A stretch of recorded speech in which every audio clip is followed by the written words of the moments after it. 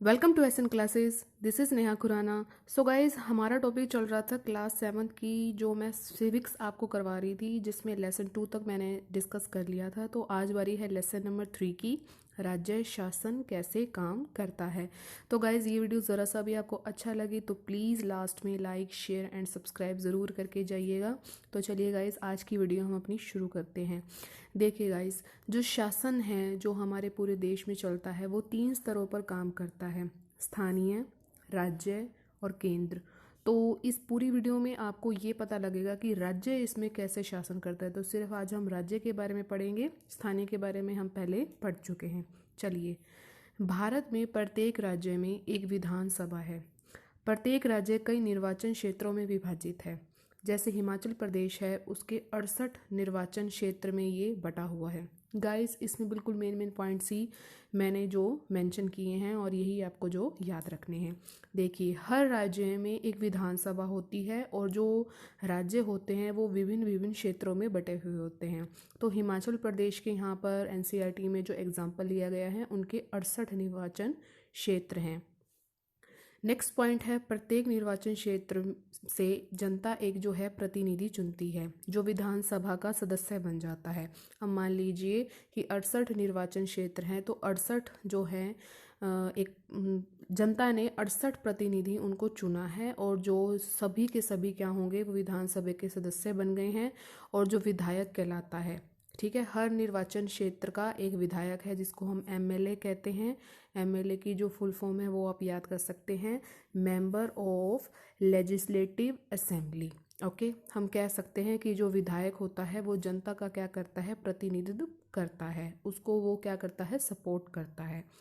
यहाँ पर 68 की बात हम लेंगे तो 68 मान लीजिए, 68 जो हैं अलग अलग क्षेत्रों के विधायक हैं, वो अपनी जनता को जो है प्रेजेंटेशन उनको प्रेजेंट करते हैं। ठीक है, तो इस तरह आप याद कर सकते हैं। लोक चुनाव में अलग अलग पार्टियों के नाम से जाने जाते हैं, इसलिए ये विधायक जो है अलग अलग राजनीतिक दलों के होते हैं। तो ऑब्वियस सी बात है कि एक पार्टी के तो लोग होंगे ही नहीं, तो अलग अलग पार्टियों के होंगे, तो विधायक भी अलग अलग राजनीतिक दलों से संबंधित होंगे। जिस राजनीतिक दल के विधायक आधे से अधिक निर्वाचित क्षेत्रों में क्या करते हैं, जीत जाते हैं, उस दल को हम बहुमत से माना जाता है। ठीक है, अगर मान लीजिए कहीं पर चुनाव हो रहे हैं और आधे से अधिक जो है निर्वाचित क्षेत्र वो जीत चुके हैं, तो वो बहुमत की श्रेणी में आ जाएंगे। बहुमत प्राप्त करने वाले राजनीतिक दल को सत्ता पक्ष कहते हैं, जिसको हम इंग्लिश में कहते हैं रूलिंग पार्टी।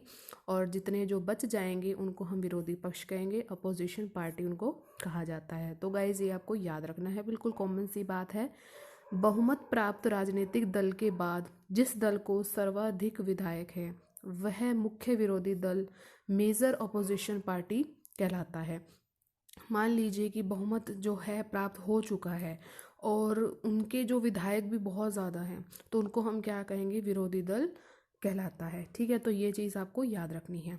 नेक्स्ट है, चुनाव में कुछ ऐसे निर्दलीय उम्मीदवार, इंडिपेंडेंट कैंडिडेट भी होते हैं। वो ना तो किसी भी पार्टी में नहीं होते हैं, वो सिर्फ उम्मीदवार ही होते हैं। कई बार सत्ताधारी दल किसी भी पार्टी का ना होकर कई पार्टियों से मिलकर बना होता है, उसको हम गठबंधन सरकार कहते हैं। वैसे ऐसे बहुत कम होता है, तो ये भी चीज़ आपको इसमें याद रखनी है, एनसीईआरटी में बताया गया है। चुनाव के बाद सत्ताधारी दल के विधायक अपने नेता का चुनाव करते हैं। सत्ताधारी दल के, यहाँ पर आपको याद रखनी है, रूलिंग पार्टी का।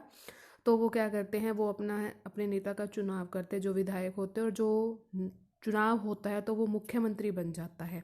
ठीक है, विधायक जो होते हैं वो अपना नेता का चुनाव करते हैं, उस नेता को हम मुख्यमंत्री कहते हैं। अब जो गाइज ये मुख्यमंत्री है, ये मंत्रियों का चयन करते हैं और राज्य का राज्यपाल, मुख्यमंत्री अन्य मंत्रियों की नियुक्ति करता है। तो इस तरह ये प्रोसेस बनता है। पहले तो विधायक बनेगा जिसको हम एमएलए कहेंगे, फिर वो अपना नेता चुनेगा, नेता को हम मुख्यमंत्री कहते हैं। फिर मुख्यमंत्री वो आगे क्या करता है, अपने मंत्रियों का चुनाव करता है, राज्य का राज्यपाल और अन्य जितने भी मंत्री हैं उनकी नियुक्ति वह करता है। ओके, राज्य का जो प्रमुख होता है गाइज, वो राज्यपाल कहलाता है, ये आपको याद रखना है, राज्यपाल। उसकी नियुक्ति जो होती है गाइज, वो केंद्र सरकार द्वारा सुनिश्चित करने के लिए की जाती है। राज्य सरकार संविधान के नियमों अधिनियमों के अनुसार कि अपना काम करे। ठीक है, तो नियुक्ति हमने याद रखनी है कि केंद्र सरकार द्वारा की जाती है। अब गाइस सरकार शब्द का हम मतलब समझ लेते हैं। एनसीईआरटी में बहुत अच्छे से बताया गया है कि शासन के विभिन्न विभागों और मंत्रियों से होता है। विभिन्न विभिन्न विभाग हैं और उसमें जितने मंत्री कार्यरत हैं उनको हम कहते हैं, जो उनके प्रभारी हैं। इन सब का प्रमुख जो होता है गाइस वो मुख्यमंत्री होता है, काफ़ी इम्पोर्टेंट है। यही सरकार का कार्यकारी हिस्सा यानी कार्यपालिका कहलाता है। जहाँ पर आपको काम मिले तो वो कार्यपालिका होती है, जहाँ पर सभी प्रकार के कार्य किए जाते हैं। अन्य सभी विधायक जो विधानसभा में इकट्ठे होते हैं वो विधायिका कहलाते हैं। तो बहुत ही इम्पोर्टेंट है, सभी के सभी पॉइंट आप याद कर लीजिएगा। विधानसभा एक ऐसा स्थान है जहां सभी विधायक, चाहे वो सत्ताधारी दल के हों या विरोधी दल के हो, क्या करते हैं, विभिन्न विषयों पर क्या करते हैं, चर्चा करने के लिए उपस्थित होते हैं। सिर्फ और सिर्फ एक विधानसभा ही एक ऐसी जगह है जहां पर आपको दोनों दल के जो आपको पक्ष करने वाले सब मिलेंगे। विधानसभा में चर्चा के बाद सरकार के द्वारा प्रेस वार्ता की जाती है, जिससे संबंधित विभाग के मंत्री और शासकीय अधिकारी उपस्थित होते हैं और इसमें विभिन्न समाचार पत्रों के प्रतिनिधि प्रश्न पूछते हैं। ठीक है, जैसे मान लीजिए कि चर्चा हो चुकी है तो प्रेस कॉन्फ्रेंस होती है, वहाँ पर मंत्री भी होंगे, शासकीय अधिकारी भी होंगे और समाचार पत्र के जो प्रतिनिधि होंगे वो उनसे क्वेश्चन पुटअप करेंगे। ठीक है, आपने टीवी में ज़रूर देखा होगा। किसी विषय पर कानून बनाने का कार्य राज्य के विधानसभा द्वारा किया जाता है। बिल्कुल याद रखिएगा कि अगर कोई विषय, अगर उस पर हमें कानून बनाना है तो राज्य की विधानसभा द्वारा होगा। इसके बाद क्या होगा कि विभिन्न शासकीय विभाग कानूनों का क्रियान्वयन करते हैं और पूरे देश के लिए कानून जो होता है वो संसद द्वारा बनाया जाता है। काफ़ी इम्पोर्टेंट है, ये याद कर लीजिएगा। नेक्स्ट है, सरकार के कार्य को करने के लिए विभिन्न विभाग भी होते हैं, जैसे कि लोक निर्माण विभाग होगा, कृषि विभाग अलग होगा, स्वास्थ्य विभाग होगा, शिक्षा विभाग होगा। इसमें विभिन्न सरकारी अधिकारी और कर्मचारी क्या करते हैं, नियुक्त करते हैं। अब एक जो इंसान है वो सारे कार्य नहीं कर सकता गाइज, उसके लिए जो है अलग अलग यहाँ पर विभाग बनाए जाते हैं। तो ये सारे विभाग आपको याद रखने हैं। तो गाइज कैसा लगा वीडियो कमेंट में ज़रूर बताइएगा। लाइक शेयर एंड सब्सक्राइब ज़रूर करके जाइएगा अगर अच्छा लगा तो। हम मिलेंगे अपनी नेक्स्ट वीडियो में। Till then thank you so much for watching guys. Bye bye guys and take care.